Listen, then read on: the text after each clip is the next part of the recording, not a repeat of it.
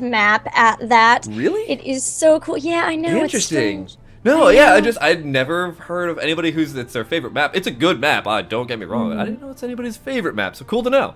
Yeah, well, I think what I really like about Sky Temple is, for me at least, the decisions to make are always very clear, crystal clear as to what I need to do next on Sky Temple.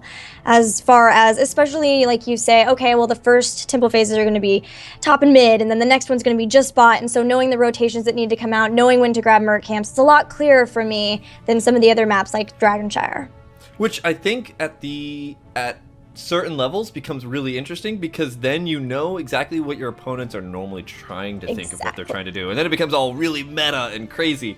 But we've got our drafting beginning already, so we'll take a look at Sky Temple when we actually get on the map. But right now, we've got a Kael'thas ban and we've got a Sylvanas ban coming out here from both these teams. Neither of them want to deal with that AoE damage or that pushing power on these temples.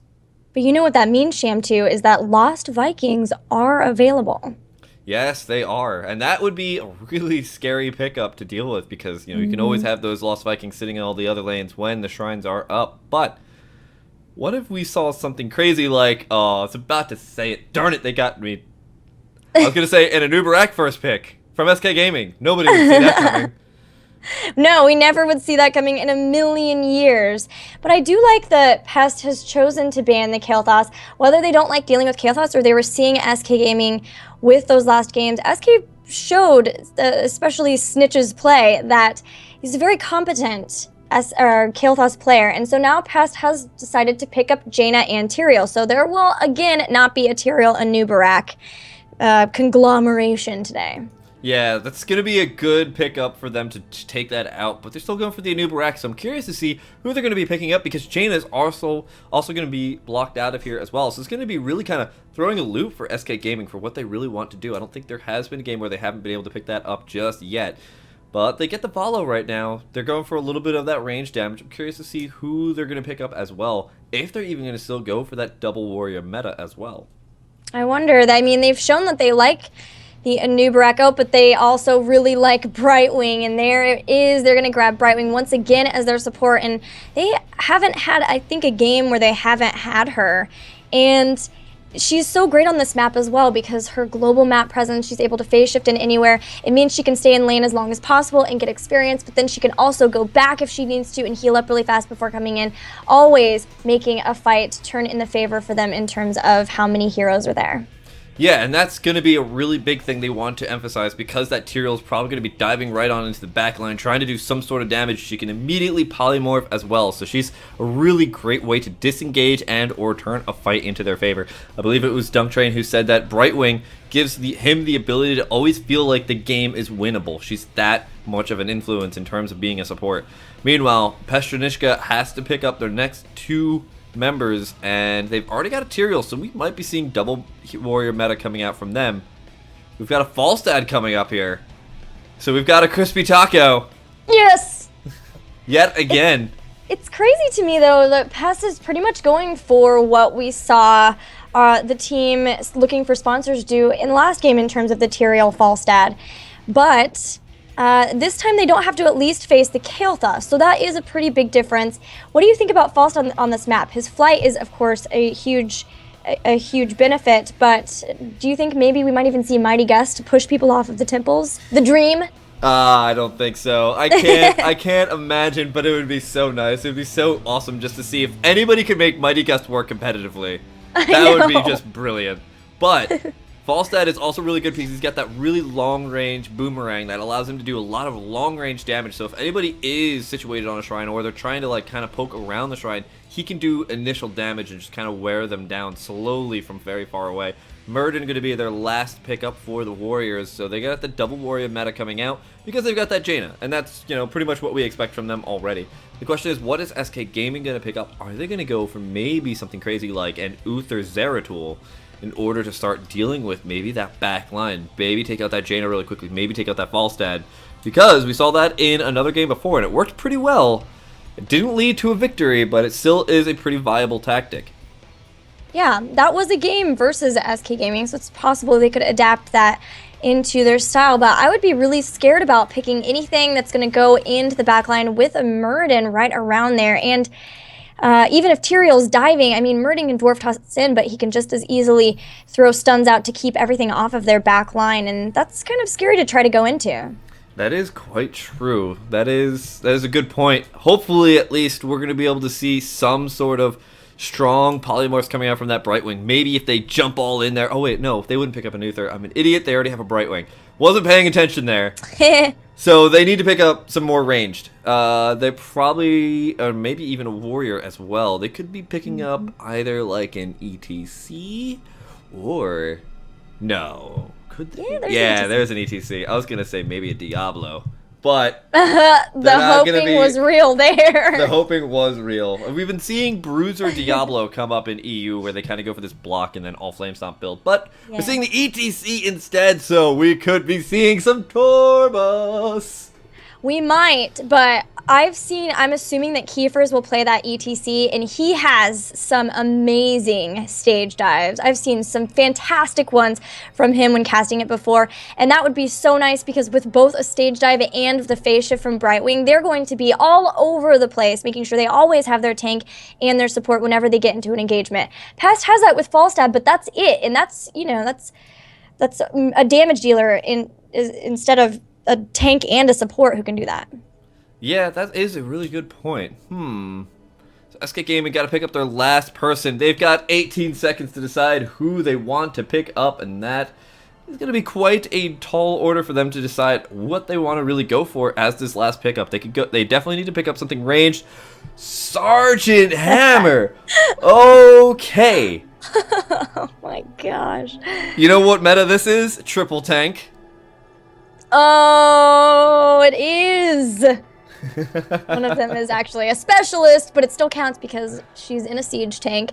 Now that's really cool. The order now is going to be, of course, letting Sergeant Hammer siege up and keeping everybody off of her. But that's something that they can definitely do with an ETC with face mount. They've got a new Barak for stuns. Brightwing can polymorph people off. That's a really good pickup here, I think, for them with what they had so far. And that allows them to do that super long-range assault back at Pestranishka. That's going to allow them to really deal with that false stats super long range with the boomerang. And that's going to hopefully be able to allow them to just kind of start taking over these sections of the shrine slowly but surely with Sergeant Hammer's everlasting super long range. And that's going to be the question of whether or not they're going to be able to push off Pest if they get on that shrine and or keep that shrine later on. So I've got to join into whatever lobby is actually coming up here. It looks like nobody's in a lobby just yet. It looks like they're just kind of waiting to go through all that drafting first. And that is going to be, I'm trying to decide who wins the composition here is the question. Yeah, I'm wondering about this Malfurion, whether... I mean, we've seen him work really well versus something with Illidan, but can you heal through that constant damage from Sergeant Hammer? That's going to be a difficulty. Now, keep in mind, when you're looking at this draft, we do have... Ooh, wait a minute. Hold on. Am I reading this correctly? Is there no imposing presence on the enemy team? On Pest? Yeah, on Pest. I mean, Tyrael has imposing will. Yeah, so he's gonna have to. Yeah, and sorry, Muradin's got imposing presence. I'm an idiot. So imposing will and imposing presence is gonna be able to help them out deal with that Sergeant Hammer splash damage because anytime you attack anybody who's got imposing presence, if the splash damage even attacks somebody who's got imposing will or imposing presence, that's gonna slow them down pretty well. I was curious to see if Muradin had it. I know Tyrael didn't because I know he had Imposing Will, but Imposing Will is weird because it only shows up on Tyrael for that short duration of the shield. Right. I do think that if they can get a good route from Malfurion on that Sergeant Hammer, they could easily take her out really fast. Falstad can get in there really quick, throw out the hammer, and also Lightning Rod. Jaina, of course, can throw all of her stuff down, and in the amount of time if she doesn't die, she's going to be so slow from the chill from Jaina that then they should be able to finish her off pretty easily, too. So it does look like they might be able to deal with it, but they're definitely going to have to be cognizant of her range, especially when fighting around those temples. Yeah, and, you know, just both these teams have that nice little kind of long-range assault, so we'll see whose long-range assault wins more. And it's a little bit scary because you have to deal with the fact that if you want to go for the super, super long-range assault, you have to siege up as Sergeant Hammer, and sieging up leads to being vulnerable to a whole bunch of different crowd controls and just, being engaged upon pretty harshly. So that's a little bit of a scary point here. You have to make sure that you aren't going to be leading your team into losing a member really quickly because you sieged up and tried to get into that extra damage. Who do you think the prime target for Pest will be for that judgment? Do you think it will be the Sergeant Hammer and then the Hinterland Blast, or do you think it's possible they could maybe even try to go for Brightwing or Vala? Brightwing would be an interesting target just because of the fact that she's probably going to be picking up Ice Block.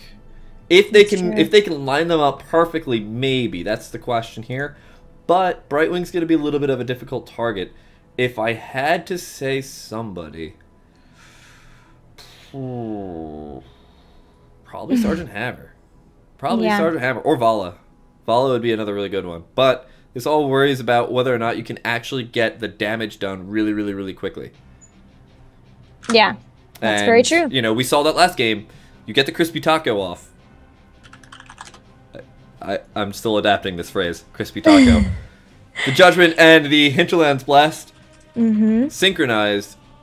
It's a lot of damage, but it's not enough to immediately eliminate somebody. So that's going to be, that you have to worry about that. You have to make sure you are going to be able to eliminate somebody really quickly. And you need to get supplemental damage in there.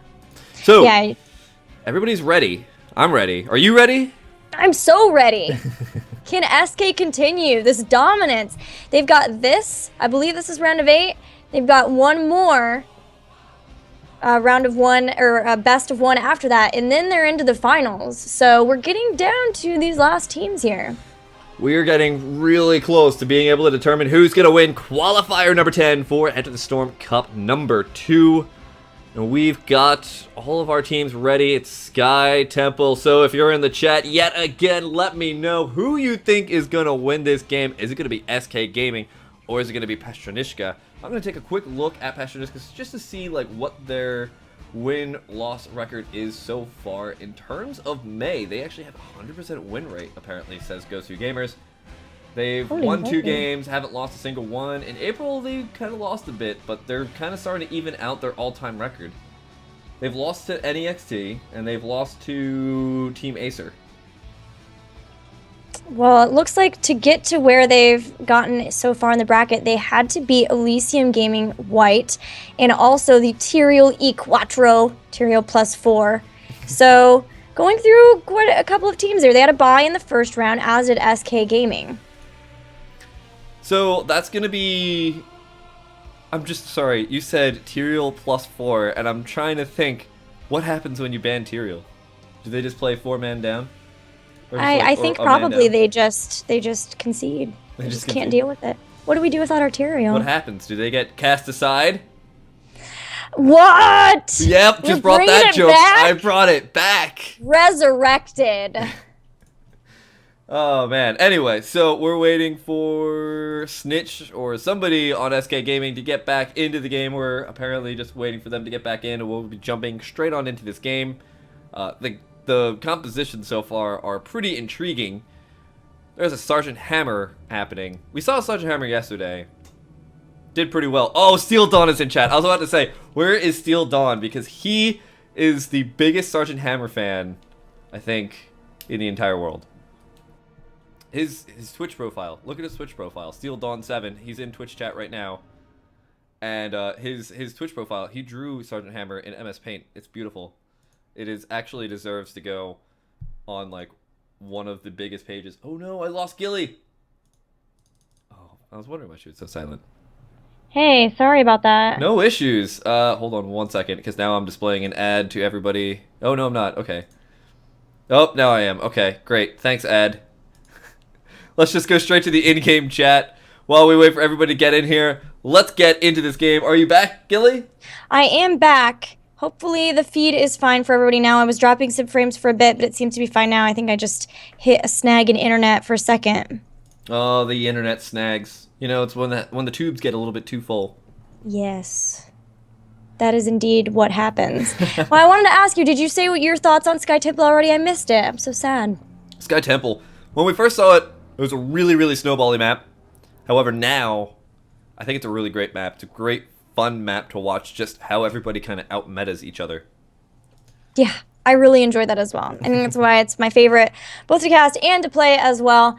But we are loading in, so I will introduce the blue team if you are okay with that. Go for it. On the left-hand side, go for it.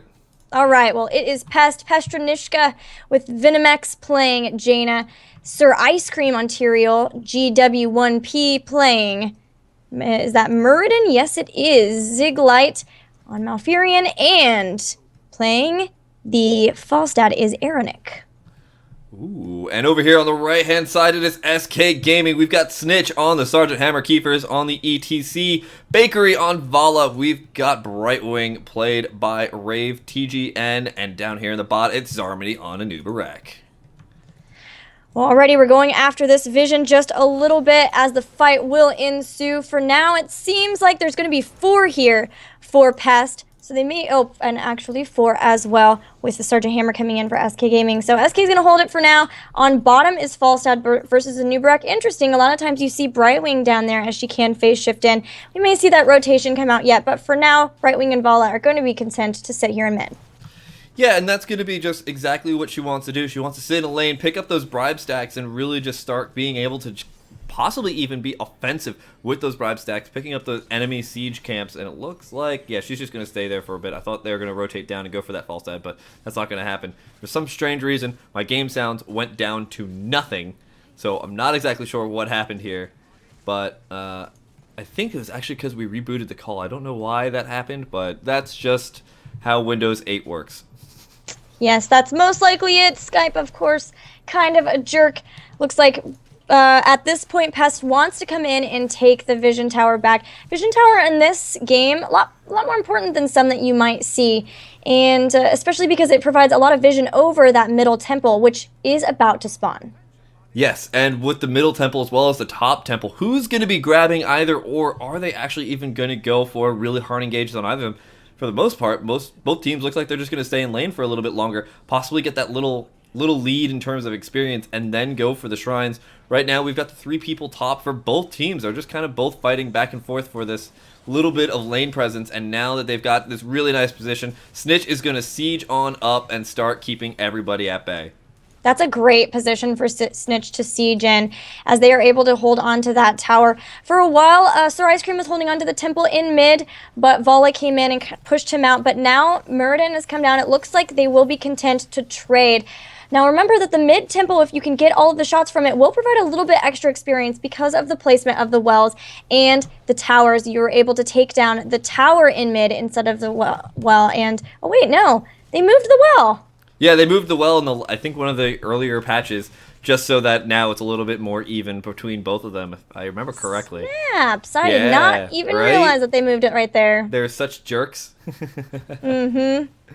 But yeah, so that's going to provide pretty much even setting for both these teams, though. 4 and 5 for both of these teams already. For level 4 talents were grabbed. And now it looks like they're trying to take out Keepers with some really excellent body blocking coming out here from Pest. Are they going to be able to finish him off? No, it looks like not. The elite Tauren Chieftain is a little bit too elite to take out Snitch and Bakery, continuing to push on this mid. And they're going to do a good amount of damage. Hold on one second. Let me reboot the Skype call. I think it actually muted all the sounds because of that weird Skype Windows call setting. So I'm going to just keep talking for a couple of seconds here as we watch this mid lane kind of keep pushing here. And there we go. There's the sounds of the game coming right back in. And if I reboot the Skype call... Hello. Oh, everything's perfect. Excellent. Cool. So we did fix that. Anyway, so going back into the mid lane here, level 7 just about to be grabbed here. If they take out this tower, this is probably going to be it for SK. Yeah, that'll definitely help. That siege Sergeant Hammer siege tank is really coming into play. There is a level 7 talent. They're up about a half of a level in terms of talents. Jaina did pick up the Snowstorm. That's my favorite talent. I'm really excited to see that work. I've seen so many kills be achieved with that. But soon we are going to have the next temple spawn. Siege tank has now moved down to bottom, and they're taking out those turrets so fast as well. Yeah, and that's actually pretty scary because if you get this much damage done, the next shrine is definitely going to take out that fort. If they don't take out the fort before then, oh my god, look at this push. 4 people in this bot lane. It looks like that's going to cause the whole might of Pest to come down here and fight this off. Level 8 has been grabbed here by SK, and that's going to be setting them into a really nice spot going on into this next fight.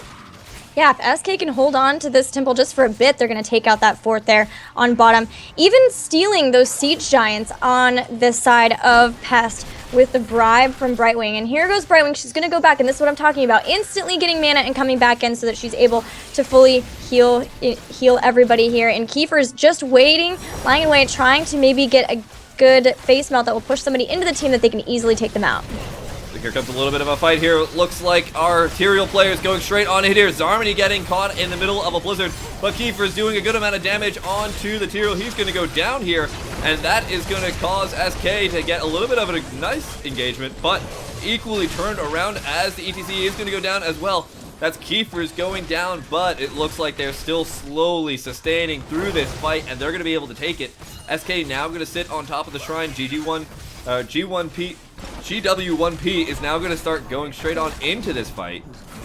Are they going to be able to start taking this fight for themselves? No, it looks like SK Gaming going to go straight in on the Malfurion, take out the support player. Venomex in the back is going to get taken out here by Zarmany or Snitch or somebody. It looks like all of SK Gaming are going to be able to chase after him. There they go. They were able to secure the temple and their heroic abilities because of that great fight. They got so many kills there, and an incredible burrow charge from Zarmany was able to help them secure those kills as everyone was rather low from Pest there. And now they've taken out the fort. They're starting to attack this mid fort. They're actually going to get this as well with the temple. That's an insane amount of experience from one temple. Yeah, that was just the miracle of that push from before. They were able to do so much damage to that middle shrine, that bottom fort, that the shrine there just allowed to just kind of quickly clean that up and then go straight on into that mid fort as well. So they're sitting in a really nice experience advantage, 9-11 in the levels. This is a huge gap here for Pest to have to close out. Oh, shame too. Look what ETC picked up. We've got the Mosh Pit in addition to the Rain of Vengeance, Napalm Strike, Web Blast, and the Blink Heal. So that's going to be a crazy amount of CC between that Web Blast and the Mosh Pit, let alone the Rain of Vengeance from Vala. Yeah, they've got so much CC. Can they lock down somebody and take them out? They don't even need to make it happen during a major fight. They just need to take off 1 to 2 people at some point in the game. Pick off a couple of people while they're trying to soak up these lines and try and soak up these lanes so that they can potentially get back into this game. But that's going to use a huge liability in order to try and force their way back into this. This is a little bit of a scary point. Siege Giant's going to be under contention here. G1P1 is going to go, or GW1P is going to go straight on in here. There's the web wrap going down, going to knock out somebody. Kiefer's going for the mosh pit, going to be able to take out the Muradin before, and Tyrael is also going to fall as well as Falstead. Could this be a 5-man wipe here? SK Gaming doing so well. It is. There's no one left to fight. Holy moly. Kiefer's so low, still wasn't taken out. The Hinterland Blast, I have to note, did not really do too much damage in that, and I think that, part of that is just the level difference. Look at it. Heroic abilities just now being picked up by Pest, and yet level 13 talents are there for SK Gaming. Yeah, and this is going to be just even nicer for them because they're going to pick up that Frost Shot on Vala, which is even more crowd control for 40% slow for 2 seconds on the move speed. That's a massive victory for them. And look at this. Look at their positioning. They're going for the bot shrine. You know what the bot shrine means? It means if you see somebody go for that top shrine on the enemy team, you instantly are able to pick up the boss because you know they're stuck top lane. Yeah, I think we'll probably see them going for that right now. They are circling around, and this is not something that Pest is going to be able to deal with anyway. They don't have their level 13 talents. They do not want to engage into this. This means that this Temple is already firing, going to take down the turrets here on bottom, open up a clear path for this boss to push right into the keep. And in fact, this actually might just be a keep already. They've already got the towers down. The shrine is just going to town on the rest of the actual town itself. It looks like, yeah, that's going to be the last couple of bullets, going to go straight on into the keep. They're actually even foregoing the rest of those bullets just so they can push with this, because they know that the Muradin is locked up in that top lane. That means they're going to have a 5v4 advantage in the bot lane with a boss, with Siege Giants, and this level advantage already. This is going to be a forfeit keep for sure. This boss is going to be heading into core. Do you think SK will go ahead and push in with it? It looks like they want to. They might. I don't know. This is going to be a little bit brazen, but SK in such a lead at the 9-minute mark. Full boss with 2 full health Siege Giants right behind it. This could potentially be it if they take out GW right now. This is going to be a really big victory. They dance the web wrap down as well, and that is going to lead them to potentially taking this game. The mosh pit waiting for him to come back out of the web wrap is going to be a nice setup, but it's not going to be enough. The entangling root going to be able to lock them down for enough, but all they need to do here is lag out the core. 9 minutes, 10-minute game. Oh my god, SK Gaming. What the heck? Jeez, what a play there. I think that Pest was just had no idea what to do about that siege tank. No idea. That was a game that we just saw there. SK Gaming showing really, really confident compositions coming out here so far. Every single composition we've seen has been really, really well crafted, as expected of a team of SK Gaming's caliber. But it just didn't look like Pest was able to really kind of contend with that, and I think that was really what kind of spelt the entire disaster there. I think Kiefer's also had some really good mosh pits, making sure to mosh pit the right point so it wasn't automatically canceled. But a lot of there's just judgment, and you don't really want to use that on ETC. And then you've got Muradin's stuns, which are difficult because he's tanky. He's going to be up there. And so really awesome pick, something I was not expecting. You totally called it, and it was very, very detrimental to Pest to have to deal with that, because anybody who got caught in there was instantly inside of the range of Sergeant Hammer, taking a ton of damage. And that's going to be the really scary thing. Those that just leading up